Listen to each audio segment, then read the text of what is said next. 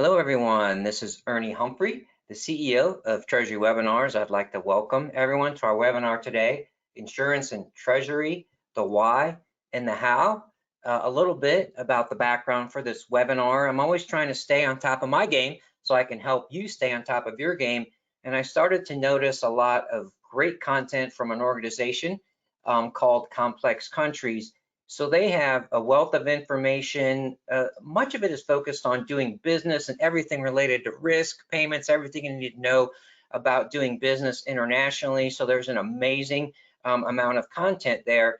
And so I was looking for ways that I could partner with the organization to share some of the great research that they're putting out. They have conversations, interactive conversations with global treasurers, huge companies, and sharing things that we should all be thinking about in today's world. So that's kind of the background here. The other thing I want to share is that I used to help manage Treasury way back in the day, probably 2005, and I was out looking for resources. I went to the normal suspects, all the associations. I found absolutely nothing. It actually terrified me a little bit.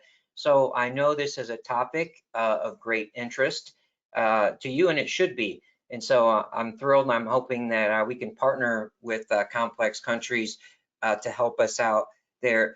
Damien, and I want to welcome my speaker first briefly. Damien, I hope I don't do your last name too bad. Clint Denning, he is one of the key officers at Complex Countries. Can you give us a little bit about what you guys do at Complex Countries, Damien? Sure, with pleasure. And Ernie, thanks, and thanks to everybody for joining. And Ernie, again, thank you for the kind words about Complex Countries. It's very much an organization where we get treasurers to talk about things that are of interest to treasurers. So hopefully we always manage to stay relevant because it's very much what people discuss what they want to discuss.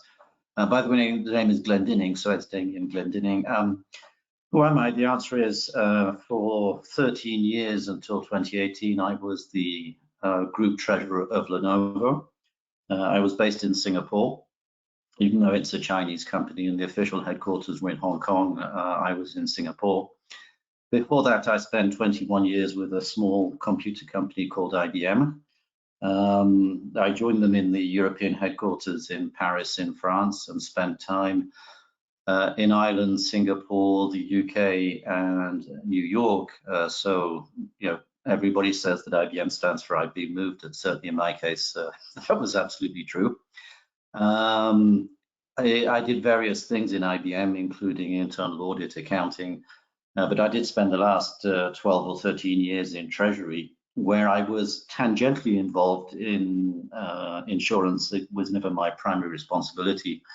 But I saw that it could be very interesting. And when Lenovo bought IBM's PC business and found themselves with me as a treasurer as a result, I ended up managing insurance. I was happy to do so. It was something which I always found fascinating. You know, when we talk about the strategic treasurer, this is a case where you really get to influence strategy, where you get to sort of, you're not running a full P&L, but you're making economic decisions and living with the consequences. But also we talk a lot about the treasurer as the risk manager. And this is where you really see risk management at work, because you have to manage the trade-offs. So I found it absolutely fascinating. I take it from the fact that people on this call that they're also interested, and hopefully we can share some of the enthusiasm and some of the many, many lessons I learned. Thank you so much, Damien. And so with that, I'm sure you're all now, as I am, I'm honored and humbled to have Damien on the call today. So if you have any questions, please ask your questions in the GoToWebinar control panel in the questions area. If we don't get to your questions, I'll coordinate. With Damien, this is a tremendous opportunity for you to have someone that has knowledge that in my mind is priceless if you have any role in managing insurance. Before we really dive in, I'm going to hit you up with a couple polling questions so I can give Damien a little bit of a landscape here in terms of the involvement of my audience here in terms of insurance. So I'm going to go ahead and launch our first polling question here, just trying to get a sense of you characterizing your knowledge. We're not going to tell on you if you don't have a lot of knowledge here. Nothing wrong with that. So if you can take a minute to answer that polling question, that would be amazing. Don't want to leave the polling question up too long because we've got a lot of ground to cover here. We want to make the best use of our time with Damien. So I'm going to go ahead and just give it another few seconds here. Then we're going to go ahead and we're going to take a quick peek again. This is for myself and Damien to help us drive this conversation and make sure that we might be getting in the weeds a little bit too much if you're not deep in insurance. So we want to make sure that we don't do that. So give you a couple more seconds. All right, let's see what we got here. Damien, so we got a pretty good mix here. We've got 68% of folks decent, but we still have 30% that's kind of minimal, 18% good, and 15% responsible for it. And so I will try and keep that in mind as we go through the webinar here. So let's thank you very much, everyone, for taking the time to do that. So I'm going to go ahead and hit you up with another polling question. Sorry, it'll get better. No polling questions. Well, I want you to share with us how insurance is managed in your company. So while you're doing that, I'd like to give an overview of the agenda. So we're going to hit as many topics as we can get to. We're going to start off with a question that could be its own webinar in itself and many more. Does insurance belong in Treasury? We'll hit that, and we'll talk about the value of captives. We'll hit the value of insurance brokers. We'll talk about right-sizing insurance. We'll give a few thoughts on cyber insurance, and then we'll talk a little bit about the overall landscape of risk management and why that's very important for the strategic treasurer. So I'm going to go ahead, give you guys a few more seconds here. We had more votes, more poll response last time. So let's everyone take a second, just hit the button. If you're interested in receiving a certificate of insurance, see, I love insurance, certificate of attendance for today's webinar, you need to answer all the polling questions. Go ahead and close that. So let's go ahead and share. Interesting. So it looks like we have 40% in Treasury, right? 28% risk management department. So Damien, any thoughts here? I mean, we have a US-centric audience here, but is 40% higher than you expected, or is it about what you expected? Any thoughts here? I find it moderately encouraging. One comment I would make is that people can only make one choice. So I was very interested on the first question about how many people are in charge of insurance but have minimal knowledge, because we come across people like that who are in that situation. And I suspect in many cases that insurance is actually split. You know, one of the problems is that in many cases there is no single responsibility. Right. Yeah, right. So it might be managed in silos in a sense, which is dangerous. All right. So let's do it here. So here we go. So you kind of shared this a little bit, but I'd like to get a little more color. What are your thoughts on why you think insurance is not managed in Treasury in general?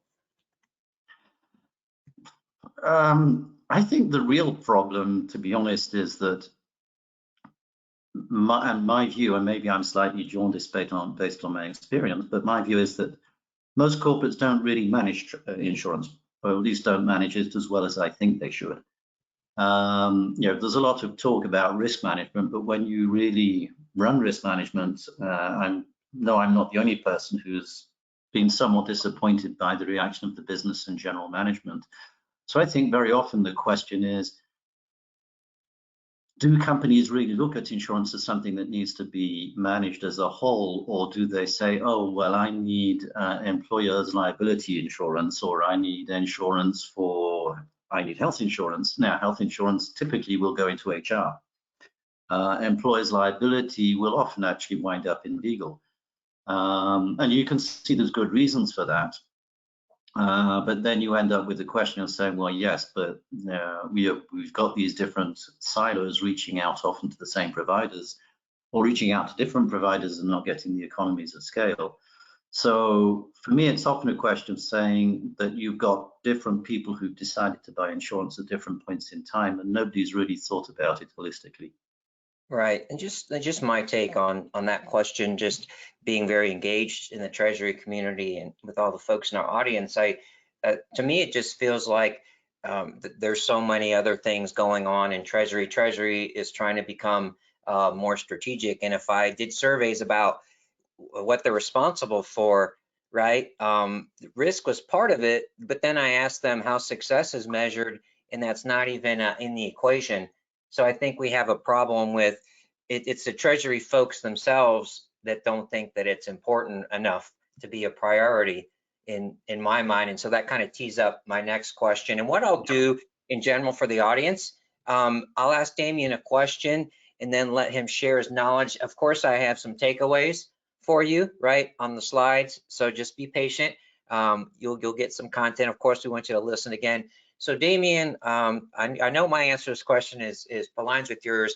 Can you share with us, one thing is to help folks, right, in Treasury, help convince themselves and maybe the CFO, why does insurance really belong in Treasury?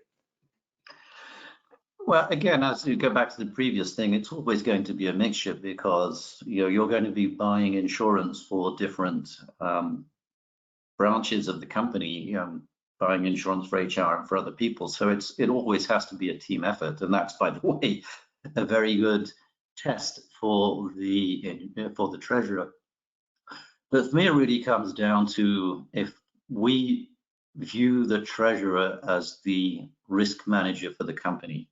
And I think there's a lot of very good reasons for taking that view. Now, there are other views that can be defended, and it's not unimaginable that a company would take a different view and put it somewhere else.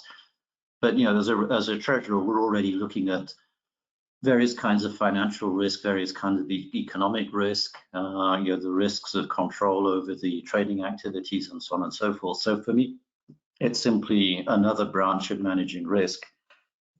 And also, I would say fitting in with that, and this gets into some very contentious discussions that I used to have.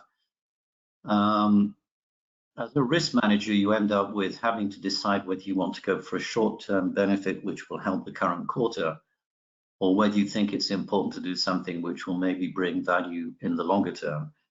And in my experience, usually Treasury is the function within finance which is probably less switched into the quarterly results grind than the others.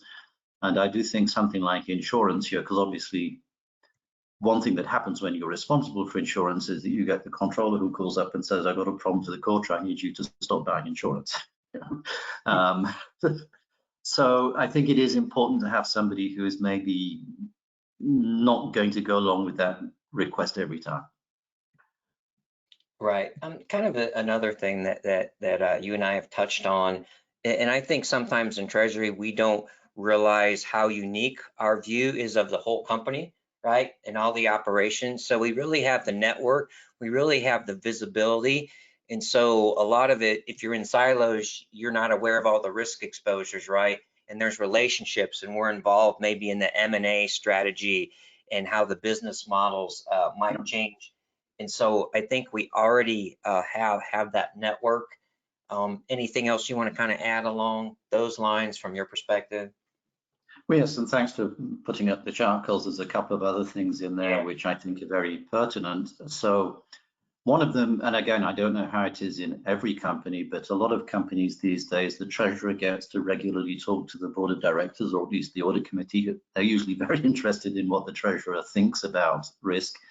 So again, for me, one of the key things is that the Treasury in many cases has a conduit both to the board of directors, and often through work, when you're doing roadshows and so on, you often get to talk to the investors and the people who are buying the company's debt and equity.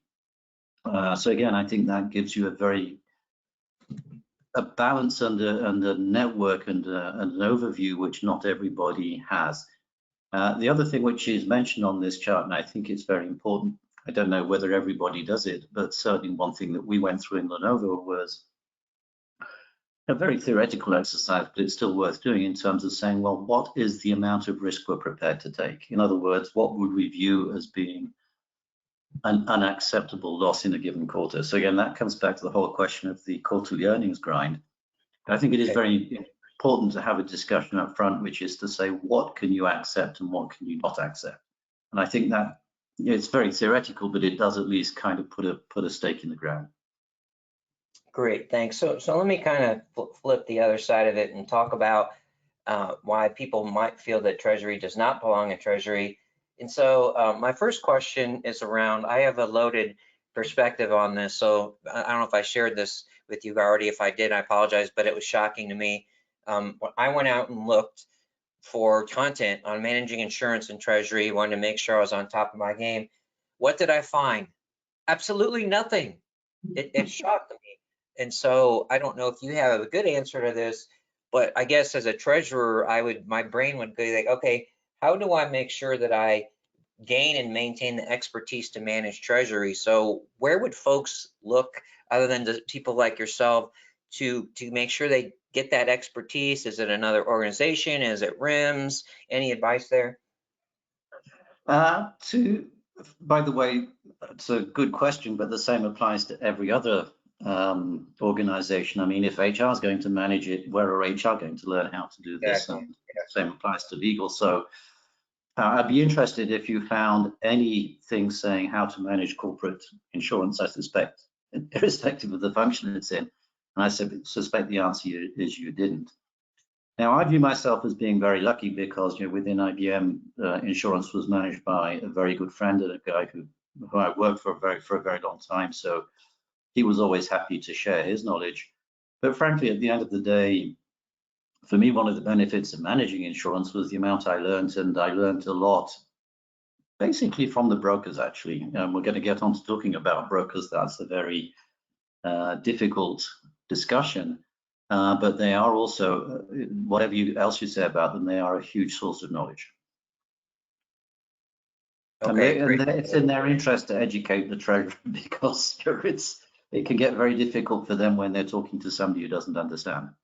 Right. Yeah, we'll definitely get to that part. But for me, when I worked in corporate treasury, we managed insurance. There was some content out there, but our insurance broker was invaluable for us, especially. We did a lot of acquisitions, and so having that insurance broker help us understand the coverages that we had versus the coverages that the acquired company had, and how those policies would fit together, and those risks that we were inheriting were crucial. Now, if you were to go out and try and get knowledge, I think the knowledge is siloed by the specific lines of coverage that you're looking at. So I might be able to find something on D&O, and I might be able to find something on cyber, but I can't find how to manage it, how to put it together, and also how to benchmark those rates as well. So thank you so much. So let's shift We'll to. come back to this Go discussion. ahead. Only just one question.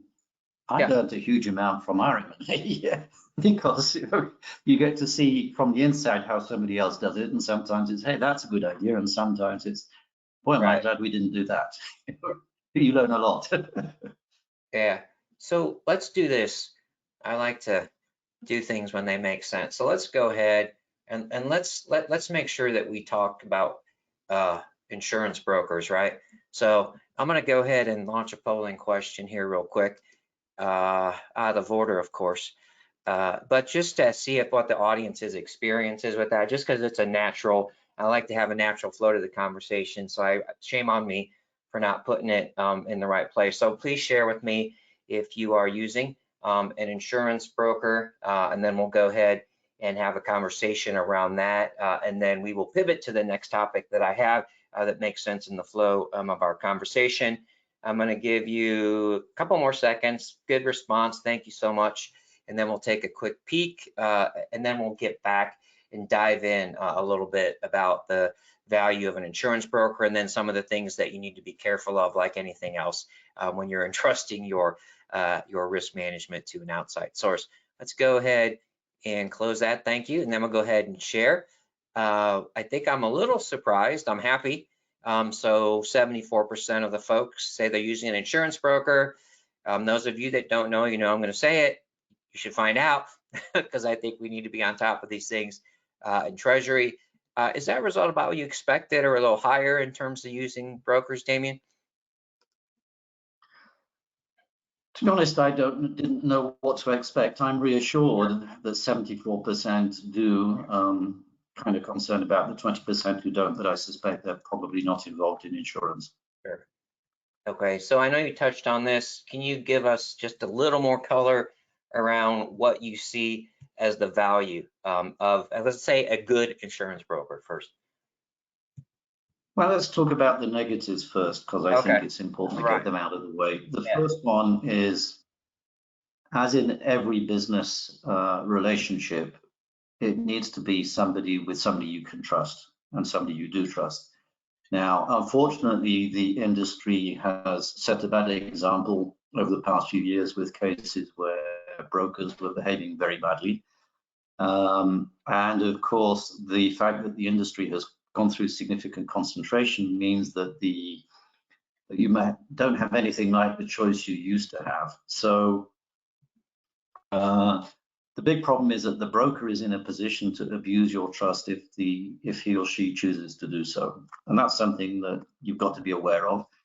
That doesn't mean to say you can't trust them, but it does kind of raise issues. And the other, which is something that I addressed early on in Lenovo, is that in many cases, the brokers are remunerated through a commission on the premiums that you pay. Right. And that obviously creates a conflict of interest, because in that case, it's not really in their interest to help you reduce your premiums. So there are things just wrong in the setup. Having said that, and while clearly there have been some bad apples, I've got an address full of insurance brokers of whom I have the highest opinion, people that I trust. Obviously, you need to know where they're coming from and what's going on, but I think there are very, very trustworthy people in the industry. Unfortunately, there's been abuse, but there are people who do earn your respect. Now, to get to why do I think you do it, the answer is, and thank you for putting up the chart. If you look at the different lines of insurance that you're buying, if you're running the insurance function in a large multinational company, you're buying something in the region of 10 to 15 different major lines of insurance, and these are going to be effective or in effect in anything up to 150 or 200 countries. For you to have the knowledge of all the markets and all the T's and C's and all the peculiarities that go along with that, and each of the markets is different. Each of the lines is different, has different characteristics, and they evolve over time. Frankly, the knowledge that you would need to have to manage that yourself would make, A, it would be a full-time job, and B, by the way, if you actually had all that knowledge, you'd be much better off being a broker yourself, because brokers make a lot more money than treasurers. So frankly, if you look at the breadth and depth of the knowledge you need to get, it is impractical unless you've got a very large insurance department. It's impractical to even think of doing that. Apart from anything else, it's very time consuming, because one of the services that the brokers do is to go through, for each of your lines of insurance, they go through talking to all of the insurers, to all of the carriers. They advise on the trends, and they will do an RFP for you. They organize competitive bids. If you just think about the amount of time that you and your team would have to devote to doing that, because I remember just going through the results of this. Used to be a 2-week exercise for us. If you're trying to do that yourself, you're going to end up with a very big department. It might be cheaper than paying the broker, but you're going to end up spending half your life negotiating with the controller and the CFO about why you need such a big team. So for me, it's just it's a very technical area. There's a huge amount of knowledge, and you're dealing with a huge number of insurance carriers, so many regulations. Trying to keep on top of it, in my mind, trying to keep on top of it yourself is just not going to happen. Yeah, thanks. Let me share. These issues are still the same. From when I was helping manage insurance, it was actually my boss, a treasurer.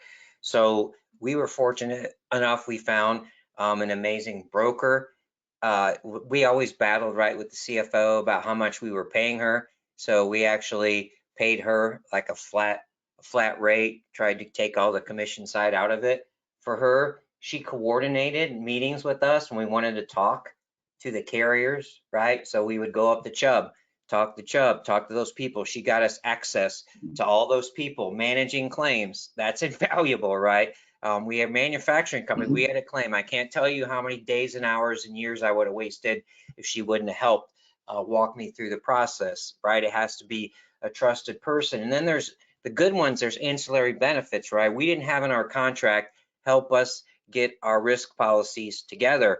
And so the other question that comes up, which Damien kind of touched on, was why don't we hire someone to do insurance? And Damien gave the succinct answer, you're not going to get that person, right? If they're that good, they should be a broker. So those are just kind of some of the things that I was on. Is there anything that I said, Damien, that kind of had a couple things that made you think about, specific value that a broker may have had for you, maybe helping you get in sprinkler systems or something like that? Well, I think we're going to get onto that when we talk about risk management, because for me, the broker is a big help in risk management.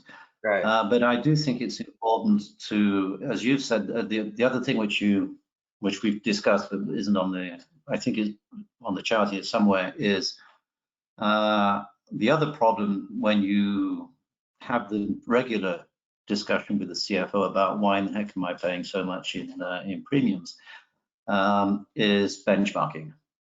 Because again, the fact that they advise other companies means that they can tell you what kind of programs, obviously they sort of manage the data so you can't identify too easily who the other companies are.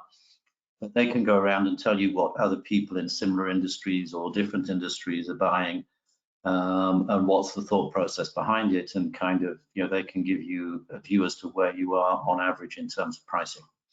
So that's another very important thing that very important benefit they provide is benchmarking.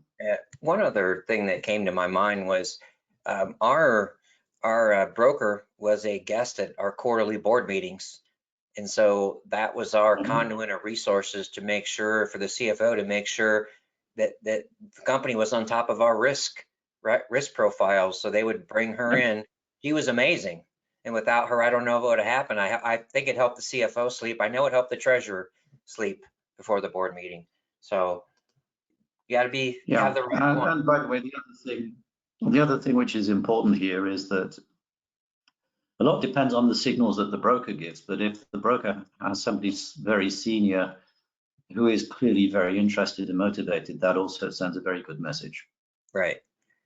All right. So we're talking about insurance. So another way to mitigate risk is can be a delightful. It can be a interesting area. So let me go ahead and make sure I get the right polling question here. So let's talk a little bit. Let's get into the captives a little bit. Just asking you to share with me, please be honest. Use a captive? No, you know and you won't. You don't know, or you might not know what a captive is if you're not involved. Insurance, we'll take a quick peek at that, and then we'll go ahead and do some high-level questions, right? Real briefly about captives, what they are, the whys and the why nots, and then we'll transition a little bit to talk about, as Damien said, in anything you're doing, you're accepting a level of risk. So we'll talk about the concept of self-insurance. Maybe we'll touch on a couple lines where that makes sense, and then we'll wrap things up with a discussion on risk management. So let's go ahead, close that for everyone. Let's go ahead and take a quick peek at the results. Not too many. So we had 74 use a broker. We had 19% use a captive. No and you don't know. And what is a captive? So we've got probably 40% of the folks which are not all that familiar. And so let's start there. Damien, can you give us, just to start, a brief view of what a captive is? Yeah, it's very simple. It's your own insurance company. So instead of going out to the market with all of your insurance policies, you set up your own insurance company, usually in a tax-friendly environment. The biggest place is Bermuda. I suspect a lot of that's got to do with the fact that you then have to go there for board meetings, which somehow seems to happen on a Friday. But It's usually in a low tax jurisdiction. And basically what happens is that all of the companies in the group buy their insurance from this company. And this company then, by doing that, you've centralized all the risk into one place. And this company will then go out and place the insurance of the group in the market. So instead of having 150 different subsidiaries going to the market in their own names, you'll have this captive which will go into the market in the name of the group. It's that simple. Yeah. Well, let Now, me ask. what is the benefit? Yeah. Go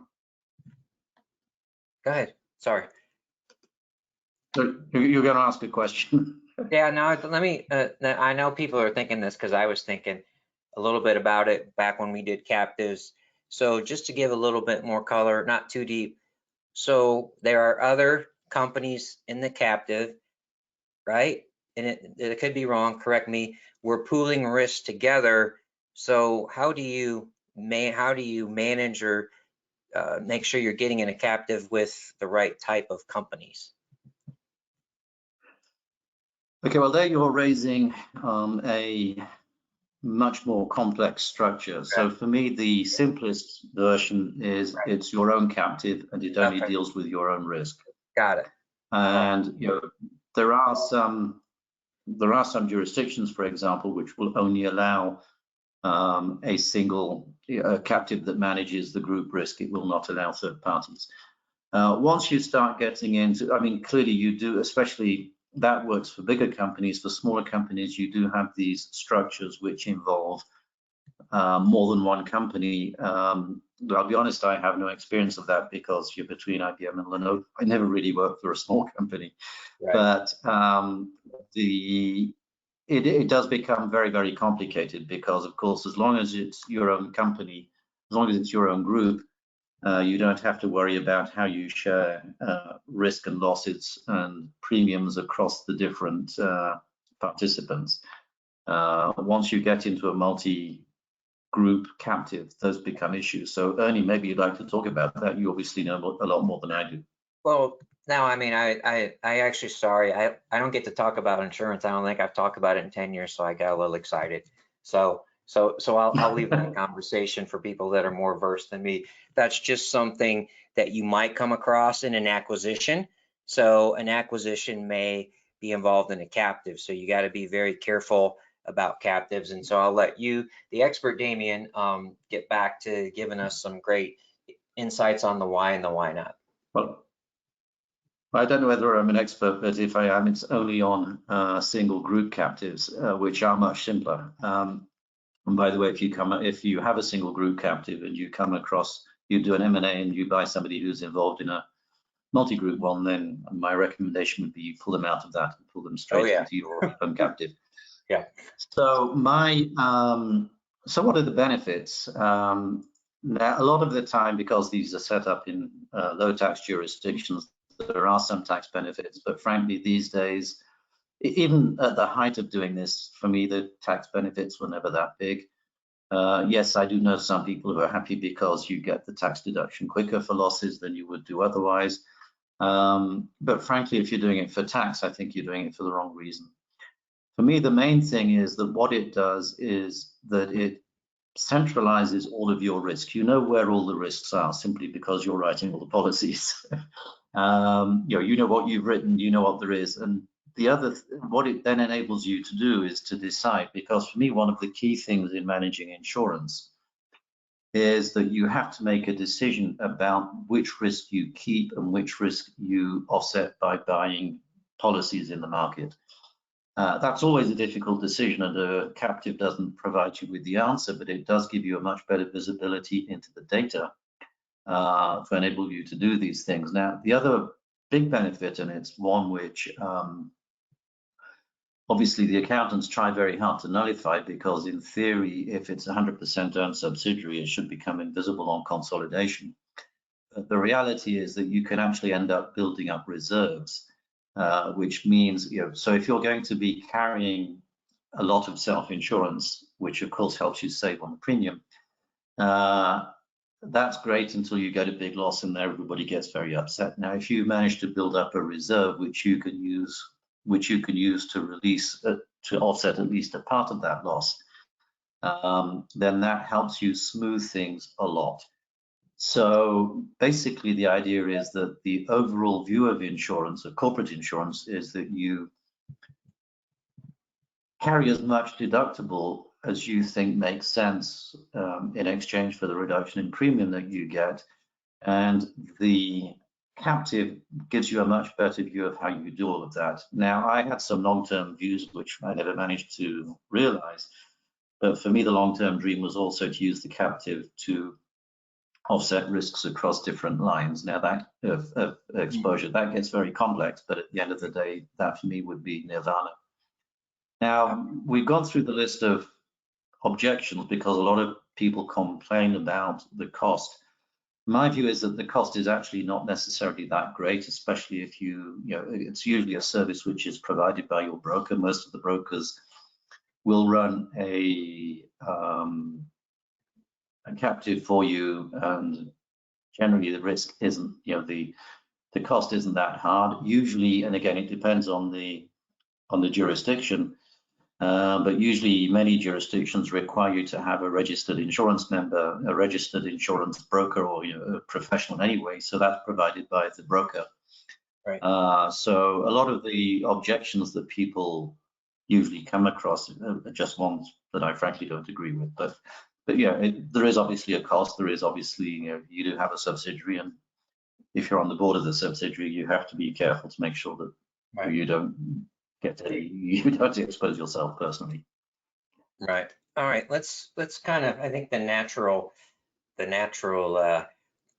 point here is we actually have a couple questions here, which I'm glad to see. Keep the questions coming. Is around this idea of self-insurance and right sizing self-insurance. So when your deductible is going up and down, you are essentially choosing how much of that risk to take on. So my life in Treasury, we were, I would say, self-insured up to a point for medical and workers' comp lines. So can you give us just a sense? I don't know if it's anything more to be added on what it means to be self-insured. Be careful, because if you get me going on this, I will carry on for a very long time. Because for me, it's one of the key decisions that the company has to make. And that's why I think it's a huge opportunity for the treasurer to add value.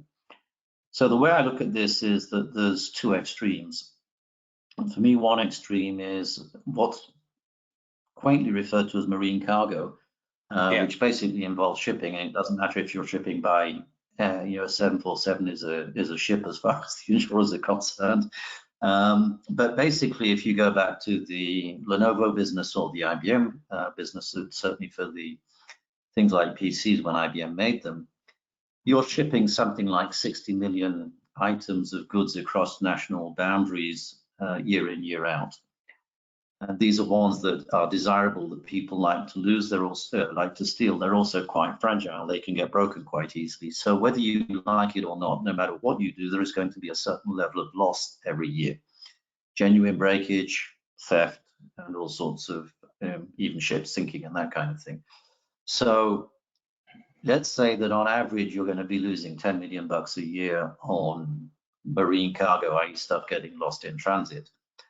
If you go and buy an insurance policy, guess what the premium is going to be? It's going to be the $10 million of losses that everybody knows is going to happen, plus the insurer's profit, plus the admin cost of managing that. So buying insurance with a first loss makes no sense at all in that situation. In fact, there is a term for it. It's called trading dollars. In other words, I give you $1, you give me back $1. So that's a very clear case where it makes no sense to buy insurance for the full amount. Now, what you end up doing is say, okay, I know I'm going to lose 10 million year in, year out. Some years it'll be 15, some years it'll be 25, maybe even a couple of years it'll be 7 or 8. So you then say, well, okay, what is the amount over and above my 10 million that I'm prepared to risk? So what you'll say is, well, if I get a really bad year when I'm going to lose 40 million, well, I want to make sure I'm protected against that. So I'll say buy maybe insurance above 25 or 30. So that's a very, very simple case where it makes no sense to buy first dollar loss. Right. And you need to take a view as to what is the level of loss that you can absorb. The other extreme is, for example, when you're talking about property insurance and business interruption. How often does your main factory burn down? Well, hopefully never. But you still want to buy insurance just in case. So that's a case where you'll sort of take a different view and say, well, this could cost me $2 billion in terms of lost business and so on. So how much am I prepared to lose there? You'll come up with a very different answer to the one you've come up with on marine cargo. But basically, you're looking at saying, okay, there it might, in the case of the factory burning down, it might actually make sense to buy first loss, but it might not. So really, this is where the art comes in, and it's an art, not a science, because you get into a trade-off which says, okay, if I have a big deductible, and self-insurance is basically either not buying insurance at all or having a big deductible, the higher the deductible, the less the premium I pay. So you're in a very difficult trade-off, and as I said, it's an art, it's not a science. And I would love to give people a good answer as to how you make that decision. I'm afraid I can't. But for me, the very simple thing is, if you look back over this ceased to be the case in the past 2 or 3 years, but if you look back over the past 15 or 20 years, the insurance markets were soft. Yeah. In other words, the cost of cover was very low. So if somebody's going to give you cover and not charge you very much, then you'd be silly not to take advantage. Now the markets are hardening, have hardened, and they're hardening more. So as the premium gets higher, that's when the trade-off, the trade-off, as we know, a trade-off is kind of a continuum, and the higher the premium, the more the needle will move to the right. Right. Let me kind of jump in here, something that I kind of want to bring up. I know we can have a conversation about this for hours, but it's important to understand, if you've never been involved in insurance, that you can have an impact on what your premium is. So you have to do all these applications and things. So especially if you're looking at property, you want to make sure that your plant managers understand that and you give them good information, because that gives you a better tool, right, as a trade-off. Now, when the markets are soft, right, you might be able to tolerate that, but when the premiums are tightening right now, you want to make sure that you put the time and effort into giving the broker, if you have a broker, everything that they need and being honest with them, because those premiums can move up and down quite a bit based on the current state of your company. Did you have issues with that, Damien, or did you guys have a process set up to get the information you needed for your renewal times? No, and this kind of gets us into probably the next topic anyway, which is risk management. Yeah. Because yes, there's many factors come into how much your premium is going to be. One of them is your loss history, or how bad a risk the insurer thinks you are. If the insurer thinks you're a good risk, they'll give you a better price than if they think you're a bad risk. I mean, we all know that from our car insurance. If you have 10 crashes in a year, you'll probably find your premium's going to go up. Right. Okay. Let's transition to risk management first, and then if we have time, we can delve into cyber insurance a bit. But I know risk management is extremely important and topic you want to give some time to. So is there anything on the why not here that you want to touch on before we pivot to risk management?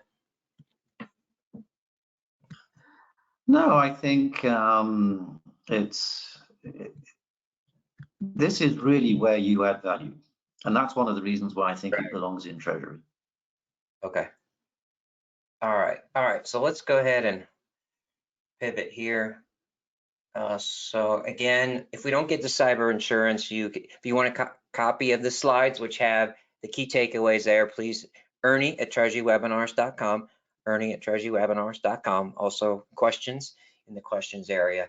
And so, so let me go ahead and just kind of turn the floor over to you and let you lead the conversation in terms of the risk management discussion. I'll ask you questions as they come up from the audience or my mind as you drive us through this topic. Yeah, well, thanks, because again, we all talk about the treasurer as the risk manager. And when you actually start getting into the discussions around risk management, that's when you start to understand a lot about how the business really views risk. And some of the strangest discussions I've had and some of the stupidest things I've heard senior management say have been related to this. And I choose my words carefully. I have heard some really stupid comments from senior managers, including one who said, "Why am I buying risk insurance for in case the factory burns down? Because they never burn down." And I said, "But you own your house, right?" He said, "Yes." I said, "Has it ever burned down?" He said, "No." I said, "But you still buy fire insurance in case it does, right?" But I've honestly had this discussion. So the biggest issue, of course, is what you get to when you're dealing with the business, and especially with the budget people, is and I've had the comment, but our policy should be that we only buy insurance if we get more back in claims than we pay in premiums. Think about that one for a minute. I've had that comment several times. And Ernie, have you ever had that comment? Yes, unfortunately, yes. Well, I think sorry, I think we had my favorite comment on that one, kind of a little off tangent. I have to share my story. We had a CFO who liked to fly his plane and take board members on it. I'll let that sink in for a moment on you. So those are the kind of things I dealt with. It wouldn't tell me. Yeah. Yep. So sorry, go ahead. Well, exactly. So again, if you think about it, what is the business model for insurance companies if they always pay out more in claims than they collect in premium? It's probably not a great business. So people misunderstand the function of insurance. The function of insurance is to say, well, we hope you don't have an accident, but if we do, we will provide you with financial compensation.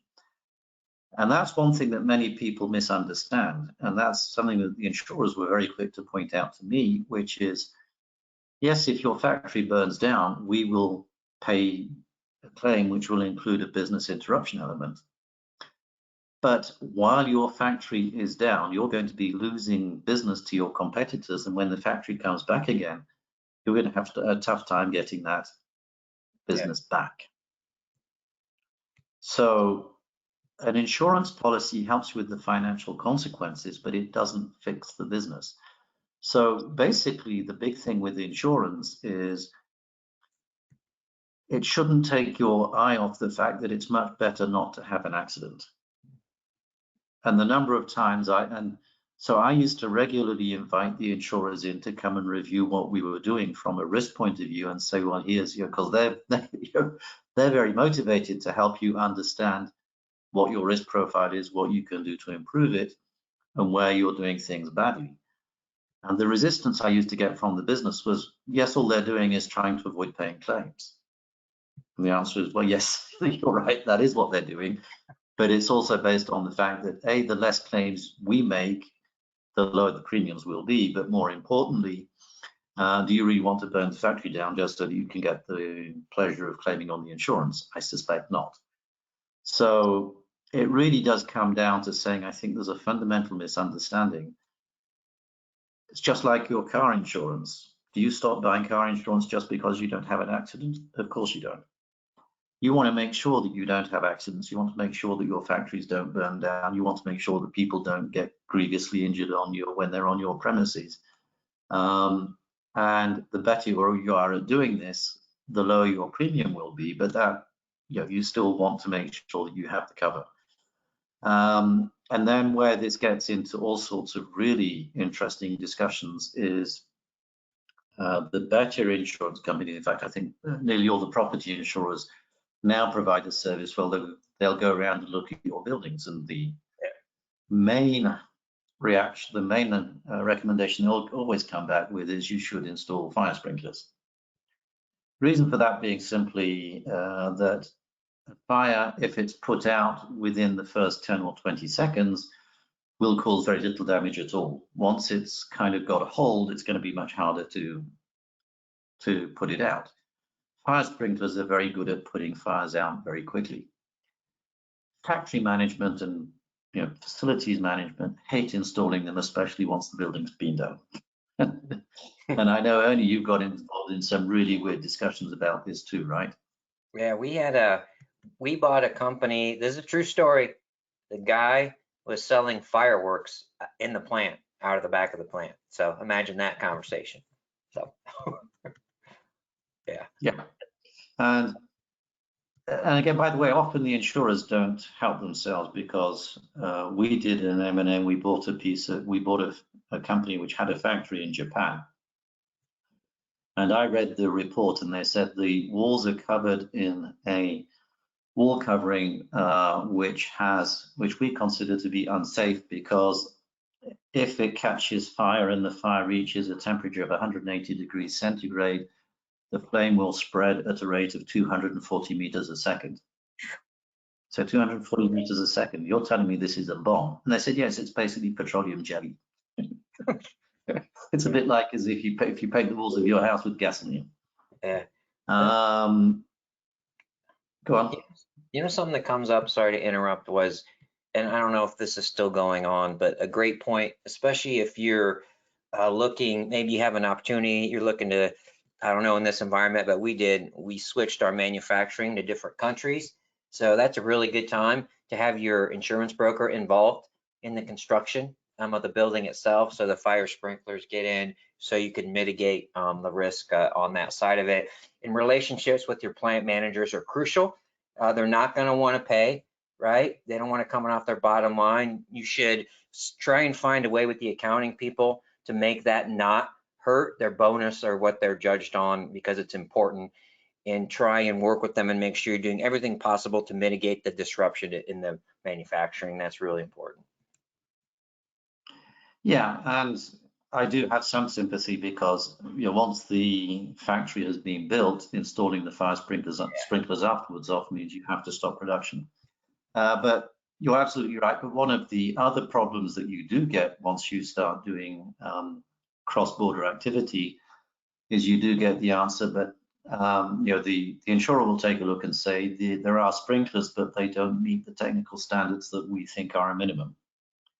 And of course, the answer comes back, but they meet our national standards. That gets you into some very difficult discussions. All right. Okay. But sorry. Oh no, go ahead. Let's. We've probably got about 5 minutes left. So if you would, please give me some, any comments on risk management, and then we'll just real quickly touch on maybe just one or two things in the cyber side, and then we'll wrap things up. Does that sound okay? Sounds great. So again, I think just to sum up, we all sit here and say, well, of course, I want to have fire sprinklers in my factories. Of course, I want to make sure I've got a GPS tracker in the trucks if the trucks are carrying valuable shipments. Of course, I want to do everything I can to reduce the risk.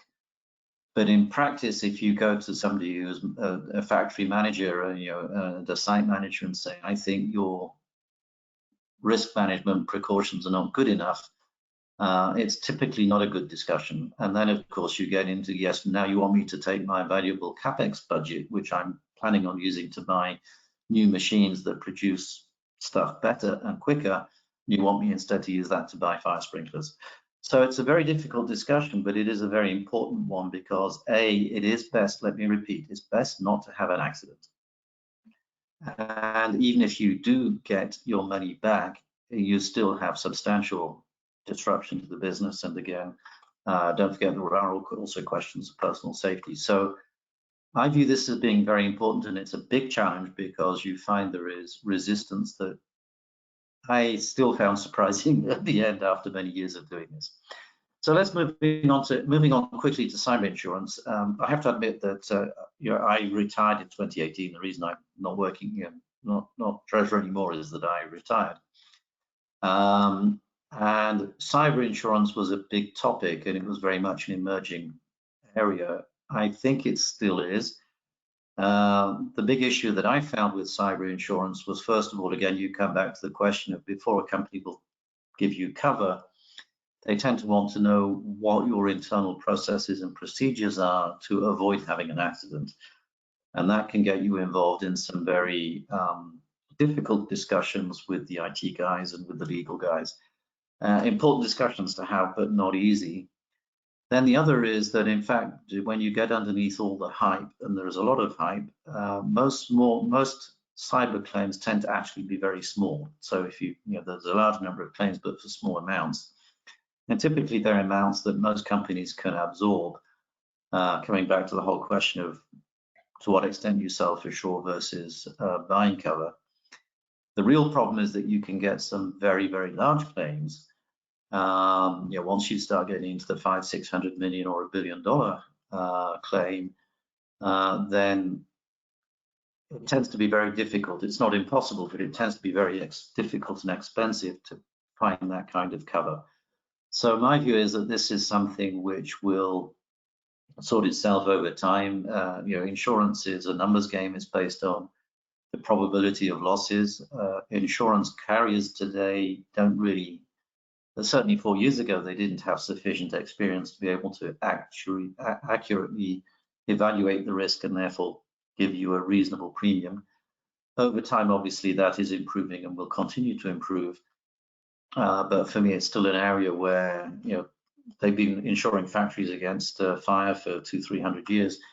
They've been handling cyber insurance for maybe 5 or 10, and there's still a lot of experience to be built up. Yeah, mine just add on would be that from what I hear, people in the cyber security space, cyber insurance space, is a lot of the policies out there are written to avoid the risk, so you're not really mitigating the risk that's most important. So that's where expertise in this area, but this is an area where there's a lot more out there in terms of research and media, so you probably have a little better chance here, educating yourself in that sense. So before we wrap things up, to put a fine point, Damien, thank you so much for your, but I'm gonna have to ask you, just as a good way to put a point on the discussion, just remind us all, as a treasury professional, as a strategic treasurer, why do I want insurance and treasury? Can you give us the kind of the 2 or 3, the sales pitch for people to want to do it and be motivated to take it on? Well, the reason you don't want to tell the CFO is it's great fun. It's very interesting. You learn a lot. And you get to meet some great people. And my view was that every time I had a meeting, I came out a little less done than I was when I went in. So it does you a lot of good, and as you can tell, I loved it, I enjoyed it, and I learned so much. But for me, it's also a question of saying, if you believe in the strategic treasurer, we'll talk about it. For me, this is one of the areas where you can really make a difference, because at the end of the day, nobody's going to say FX doesn't belong in Treasury. Nobody's going to say managing bank debt doesn't belong in Treasury. And that's what we kind of are paid to do. And it's very important, and we learn a lot from it, and we add a lot of value. But this is an area where we can take the approach to risk, the understanding of risk in the context of the company and in the context of the markets and the broader economy. And we can apply those same principles to saying, hey, there's some really complex trade-offs here. Come back to the question of self-insurance versus buying cover. It's a trade-off. Where do we situate the company on that trade-off? And I think the number of people who are well equipped to answer that question is not very high, and I certainly think the treasurer is one of them. And again, if you go through the discussion we've been having, you're talking to HR, you're talking to legal, you're talking to IT, you're talking to the logistics guys, you're talking to the manufacturing guys. The treasurer already has all of those relationships. So we're among the few people in the company who have the network and the relationships to bring to bear, to bring all of these things together. So those are the reasons why I believe it belongs in Treasury. But really, at the end of the day, it's because it's fun. All right, thank you so much. So as I wrap things up, Damien, first and foremost, thank you so much. Honor and a privilege to have you today. Amazing conversation. So I know you're busy, so I appreciate your time. Much appreciated as well. Thank you from all of us here. And then also want to thank Complex Countries again. If you have operations in other countries, suppliers, you need to go to complexcountries.com. Believe me, you will be amazed. Amazing content. So sorry, Damien. Thank you so much for joining us. I appreciate it. Thank you. And as always, everyone, until next time, make the rest of your day great, everyone.